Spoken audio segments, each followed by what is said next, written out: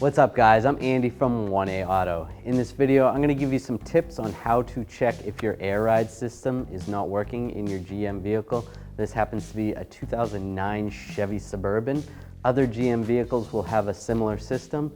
If you need parts for your vehicle, click the link in the description and head over to 1aauto.com. All right, I'm just going to turn the key on. And what we're listening for is a pump coming on over here. I hear some clicking, and right there, that is the air ride pump, the air compressor. It's pumping, which is always a good sign, the fact that the air pump works, because you know that the electrical circuits to the air pump are working. We don't know if the air system is leaking at all or anything, but at least it's a good sign that the pump works. All right, we have our scan tool hooked up to the vehicle with the key on. This is a wireless scan tool, which is nice, so we can be over here working while it's hooked up. We have a GM vehicle. Now we can do an automatic search. Is that the correct VIN? Yes, you can always double check. Yep, it's Chevy Suburban 2009. All right, now I want to system selection. Let's see, so this asks whether it's an automatic HVAC or a manual. That's your heating and air conditioning. If you take a quick look at the HVAC control unit, if there's a screen on it and it shows different values on a screen, then it's an auto. If it was just a manual, then you would click manual. So we'll click auto. And this is the GVW. If you don't know it, you can always look on the door. You can find that right here.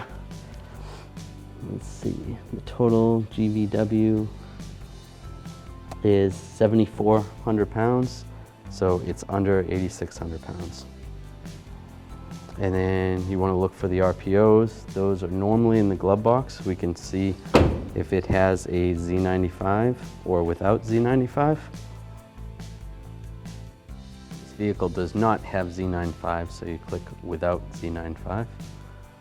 And then we're looking for, so we have ECM, engine control, transmission, fuel pump, transfer case, electronic suspension control. So that's what we're looking for. Click on that. Let's read fault codes. All right, so this is the code that we have in the system right now, which this code actually isn't that bad. For this is a device voltage code. What happened on this vehicle was the battery died, and with the voltage being too low when you go to start the vehicle, a lot of the modules go all crazy because they don't know what to do because they only have 9 volts in them or whatever. So that code has nothing to do with the air ride system. At this point, all we have to do is clear the code. So we can go back out of here, clear fault codes. Are you sure? Click yes. It's been cleared out. We could always go back and see if we have any other codes, but we could drive this around and see if anything comes back, but everything appears to be working fine. Let's see if we can read any data. Read data stream. All right, okay, this is kind of cool.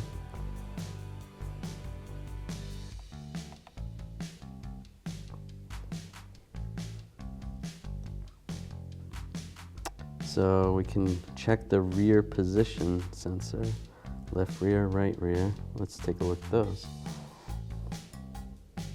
So those are the values right now. The vehicle is lifted up a little bit off the ground. Let me go lower the vehicle and see what these values do. All right. I guess it was all the way down. Let me raise the vehicle. And see the values changed when we raised up the vehicle. So I can lower the vehicle again.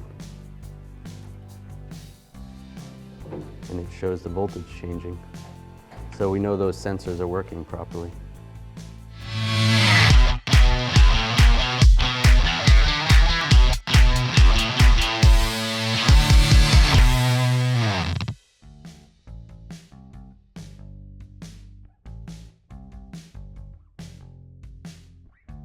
All right, so now we're gonna test the air ride system. We're gonna turn the key on and we're gonna load up the back of the vehicle with some weight. We wanna see when the weight is loaded up, it's gonna bring the vehicle down a little bit, and then the air ride system should kick on, add some pressure, and then bring the vehicle back up to a certain level. So performing that test, we at least know the pump is working and the level sensors are doing their job properly. So that's a good first step. If your pump's not working, you might want to check for fuses, see if the fuses are blown, and then also check it up in the air. So with the vehicle up in the air, what we're going to do is look at the pump. Now the pump module is right here. This is where the pump is, and the lines connect to this, and also the electrical connector connects to this right there. Now, what you want to pay close attention to, a lot of these older pumps, so they're aluminum, and they will corrode right here, and you'll actually see the pump splitting. If that's the case, then your pump is bad. You're going to need a new pump. We can look at the electrical connector. Now this is going to be secured on the top of the pump. What you can do is disconnect this. And you want to look in there and on both sides and make sure there's no green, no corrosion on the terminals, which these terminals look good. This terminal's been replaced before. So that's a good thing to check. Another thing about this air suspension compressor, this whole unit, generally you replace it as a whole. You don't get individual components. So if you have a code for like the exhaust valve that is attached to this, or if there's a pressure sensor in there that you get a code for, you replace the whole thing. Now what you want to do is check the airbags out on the actual shock. So make sure there's some air in them. A lot of times if this looks really flat, then the pump's not doing its job either. If your pump is running and it's still flat, then you have a leak somewhere, whether it be the lines are leaking or whether the shocks themselves are leaking. What you can do with the shock side, you can spray a little bit of soapy water on the shock, and sometimes you'll see some air bubbles.